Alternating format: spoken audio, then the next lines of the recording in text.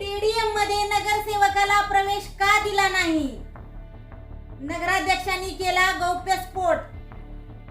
याबाबत अधिक माहिती अशी की यशवंत विकास आघाडी व लोकशाही आघाडीच्या वतीने कराड येथील शासकीय विश्रामगृहामध्ये पत्रकार परिषदेचे आयोजन करण्यात आले होते. यावेळेस लोकनियुक्त नगराध्यक्षांनी छत्रपती शिवाजी महाराज स्टेडियमच्या सुरू असलेल्या कामाबद्दल बोलताना म्हणाले की कराड शहरामध्ये पूर्वीचे छत्रपती शिवाजी महाराज स्टेडियम पाडण्यात आले असून या ठिकाणी नव्याने स्टेडियमची बांधणी करण्यात येणार आहे. त्याकरिता निधी मंजूर होऊन प्रत्यक्षात कामाची सुरुवात देखील झाली आहे.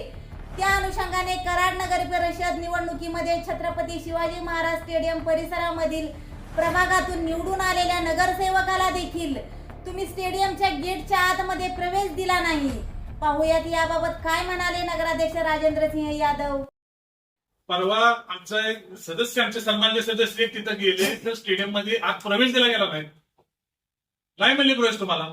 त्या परिसरातले ते सदस्य आहेत. त्या परिसरातल्या सदस्यांना स्टेडियमच्या गेटवर बाहेर थांबवण्यात आलं आणि स्पष्ट शब्दात नाही म्हणून सांगण्यात आलं तुम्हाला आज सोडता येणार नाही. मग उद्या कराडकरांना तुम्ही चव्हाण साहेबांच्या समाधीवर सोडणार नाही असा जर प्रसंग झाला तर केवढ्याला पडेल ते? म्हणजे काय करणार आहे ते समजलं पाहिजे ना तुम्ही. हा विषय कुठल्याही अक्षानं, कुठल्याही विषयानं चांगला जर विषय असेल तर आमचं मिळतं आहे. चांगल्या कामाला आमचं नेहमी आहे. एक वाक्य, ना पिकाचा पैसा देतो ना पिकाची पोळी देणार हातात माझी जुळे. कराड शहराचा पालकत्व म्हणून आम्ही काम करत असताना जे जे न्याय विकासासाठी येतील त्यांच्यासाठी आमचं पायगाड्या घालून आम्ही त्याचं स्वागत करू.